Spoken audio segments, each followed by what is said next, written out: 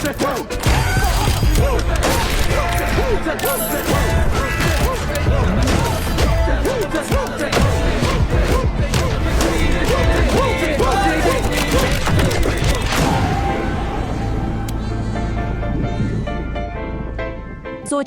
एक समय था जब आरव 30,000 रुपए के सैलरी में भी अपना पूरा महीना अच्छे से मैनेज कर लेता था।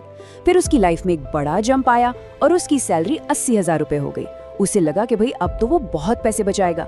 लेकिन कुछ महीनों बाद जब उसने अपना बैंक अकाउंट देखा तो बैलेंस में कोई खास फर्क नहीं था, पैसा वहीं का वहीं था। सवाल ये है कि अगर इनकम इतनी बढ़ गई थी तो आखिर वो सारा पैसा गया कहाँ? आज हम इसी मिस्ट्री को डिकोड करने वाले हैं। पैसों की साइकोलॉजी के इस हिडन ट्रैप को समझेंगे ताकि आप इस चक्रव्यूह में ना फंसें।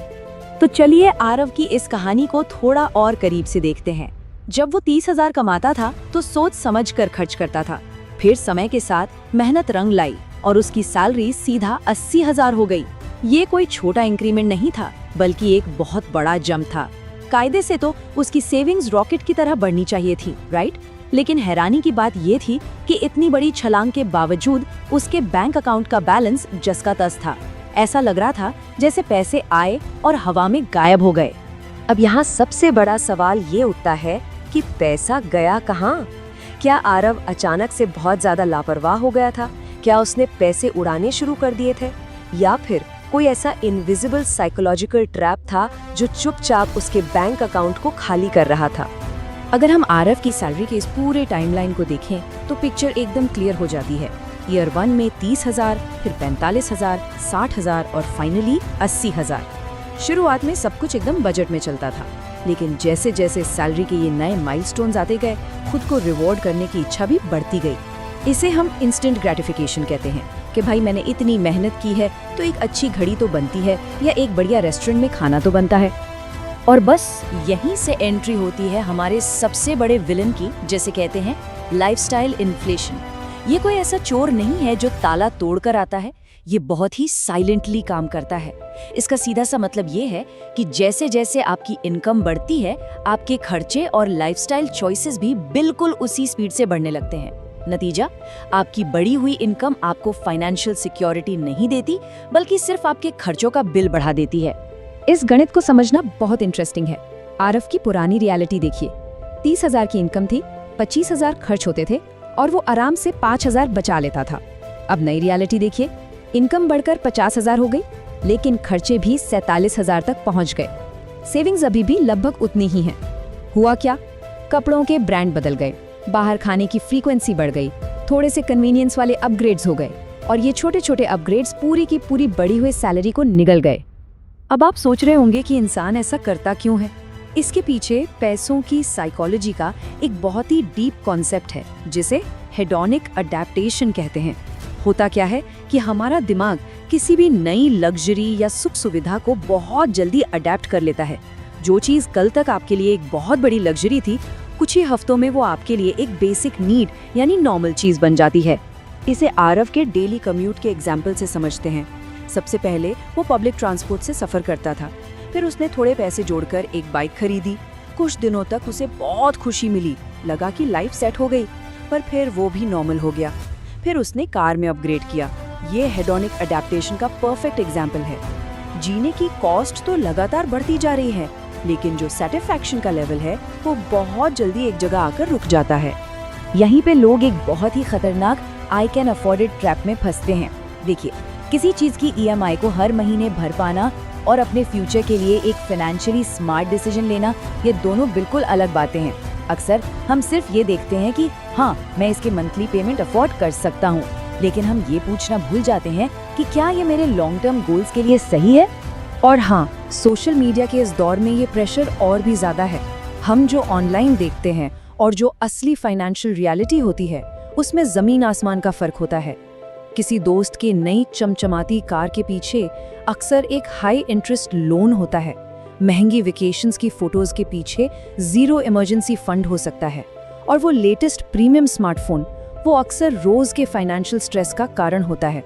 हमें सिर्फ हाईलाइट रील दिखती है, बैंक स्टेटमेंट नहीं।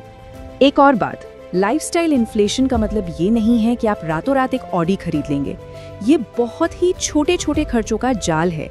जैसे घर की चाय से डेली प्रीमियम कॉफी पर शिफ्ट हो जाना, नॉर्मल ग्रोसरी शॉपिंग की जगह बार बार फूड डिलीवरी ऐप्स का इस्तेमाल करना, बेसिक इंटरनेट से ढेरों महंगे OTT सब्सक्रिप्शंस ले लेना, ये डेली के छोटे छोटे अपग्रेड्स कब मिलकर एक बहुत बड़ा मंथली एक्सपेंस बन जाते हैं, पता ही नहीं चलता।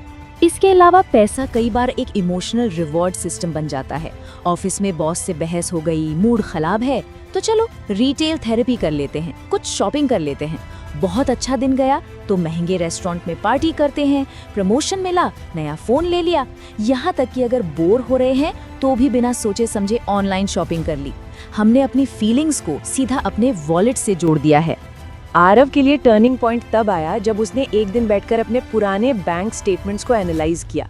उसे एक बहुत बड़ी बात समझ आई। प्रॉब्लम चीजें खरीदना नहीं था, प्रॉब्लम ये थी कि जैसे जैसे इनकम बढ़ी, एक्सपेक्टेशंस भी बढ़ गईं। जो चीजें पहले लग्जरी हुआ करती थी वो अब न्यू नॉर्मल बन चुकी थी।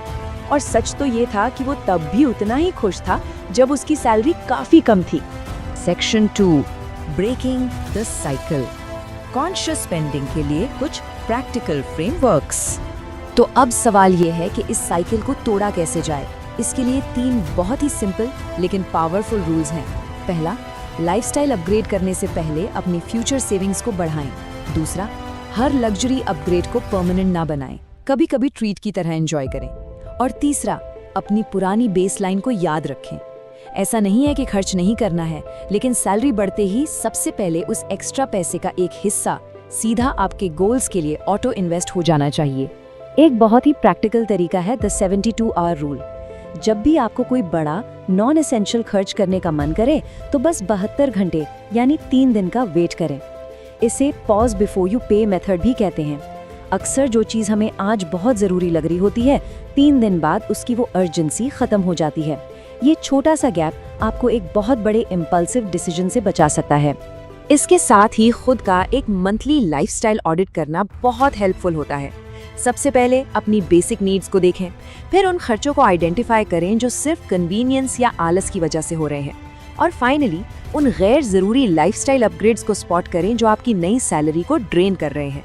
इससे आपको एकदम क्लियर पिक्चर मिल जाएगी कि पैसा एग्जैक्टली कहाँ लीक हो रहा है। इस डोनट चार्ट से समझते हैं कि जब सैलरी बढ़े तो उसे एलोकेट कैसे करना चाहिए। मान लीजिए आपकी सैलरी 10,000 रुपये बढ़ी है, तो इसका 50% सीधा आपके फ्यूचर गोल्स में जाना चाहिए।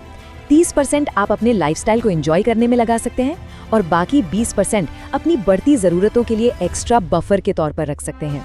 हमारा गोल बिल्कुल कंजूस होकर जीना नहीं है, बल्कि अपनी लाइफस्टाइल और फाइनेंशियल डिसिप्लिन के बीच एक शानदार बैलेंस बनाना है।